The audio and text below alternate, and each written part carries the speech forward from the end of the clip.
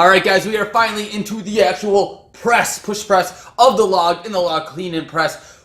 Everyone's favorite part. I like pressing heavy things over my head because I like being strong because it fills the void of all the scars of my past. So let's get into it!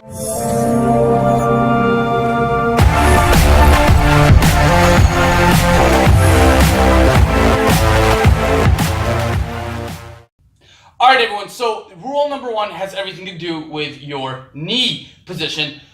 For the push press, your knees can go one of two ways. They can go forward or they can go out.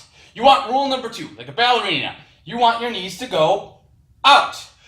And once I demonstrate the reason why, it's pretty simple to understand. Let's say you do everything right, you clean the log right, you get it up here, you're in a good solid rack position, the log's over your center of gravity, but your toes are forward. Look at my toes, look at my feet, watch my knees. Your toes are forward, and all of a sudden, you're going to bend your knees to push the log. Now you are, as I said in other videos, you already have a log, a weight, pulling you forward. If you bend your knees forward, you kind of amplify that, and it's easier to lose that position, and all of a sudden you're pressing out here, and that's more than likely a fail, unless it's a super lightweight. You won't get a heavyweight like that. And even if you manage to keep your elbow position without dropping the log and while bending your knees forward, something has to give. If your body stays upright, your heels are going to have to come up before you even press. And if you're holding a heavy weight on your tiptoes, you're going to be off balance. And really, the log push press is all about balance. You have to have good balance. You're either going to lose your balance or you're just going to have no power when going to go for your push. So the correct way is, it's a little easier to see this from the front, get the log up, toes slightly out, glutes tight, all that good jargon, big breath, knees out, and then up. It's a very shallow dip and drive. It's not a full squat. It doesn't even go as deep as you would with a barbell. You get it here, toes out, very shallow dip and drive, with your knees going out, snap your hips, press the log. So, rule number one, knee direction. Out, not forward. Okay, rule number two has to do with that old saying, keep your friends close and your enemies closer. The log is your worst enemy. Keep it close. It doesn't care about you. It's trying to break you down. It's a jerk. So you have to keep it close so you can keep an eye on it. Now, what I really mean by this is a lot of people, and this is true with a log, barbell, dumbbells, whatever, they do everything right, they go down, but when they go down, if they let their elbows drop and their back loses tightness, they all of a sudden come up and start pressing it out in front of them. They're here, elbows drop too much, and now they're like this, and you are never going to hit a significantly heavy weight with a barbell, log, or anything like this. And even if it's light enough that you can, you then have to fight to bring it back and up. Whereas, if you could just keep your back tight, elbows forward a little bit, you can keep it close, shorten the range of motion, keep it over your center of gravity, where you're the strongest because of physics. And the way I like to think of it is this. And for me, you guys can see it a little better. I like to think that here, it's grazing my chin on the way up.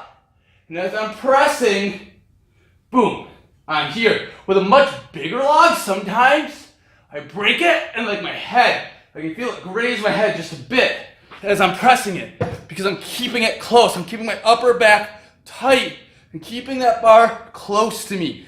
Keep the bar, the log, whatever, keep it close.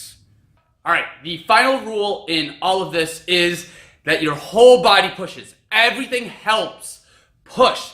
Yes, it's your arms that are physically moving at the end, but if you forget about the rest of your body, you will not complete the lift the same way. You won't complete it on any kind of overhead press, barbell, whatever. You won't do a bench press, bent over row. Your whole body is a system that works together. You can always tell when someone's more of a beginner into this kind of stuff because they think everything just is the arms. Everything's just your arms doing it. If you do everything right, and you break that log off your shoulders by snapping your hips, but then you forget about absolutely everything else, and you're just trying to press with just your arms, and nothing else is tight or working, you're not going to get the lift. Or if you do, it's a submaximal weight, and you could do better. So, let me demonstrate here with a log. God, I'm cool. I'm not.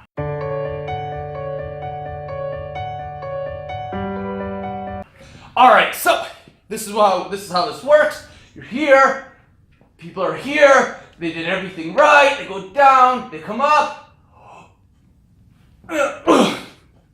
If you see someone do that, more than likely, they have forgotten this part. They're not using the rest of their body, or the weight's just too heavy. One of the two. So you're here, you're going to break it off your shoulders, and then from here, slam your heels back down, squeeze your glutes, quads, abs, everything. Push your heels into the ground as your arms move up. You're acting like you're squatting. You're pushing your feet into the ground as you're pushing your arms up. That puts your whole body behind the lift, not just your arms. Your arms aren't that strong. They need the rest of your body to help with this lift. And those are the three main key components, I feel, to a log, clean, and press. You need direction, you have to keep it close to you, and you have to use your whole body. Everything works, everything does its part, and you'll hit the lift.